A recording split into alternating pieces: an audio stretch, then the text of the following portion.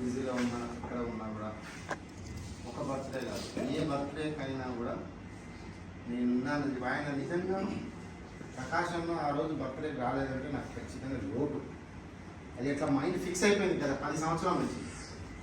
అంటే ఏమంటుంది, నేను ఆయన వస్తాడా రాడా అనేది చూస్తే మా ఇద్దరు హృదయాలకు తెలుసు నా కోసం ఆయన ఎదురు చూస్తాడు. నేనేమనుకుంటాను నా కోసం ఆయన వస్తాడు. అది మా ఇద్దరు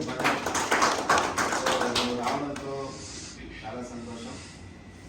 తర్వాత నా తమ్ముడు ఎంతో ఎదిగిండు. నా తమ్ముడు నా కళ్ళ ముందు ఎదిగిండు.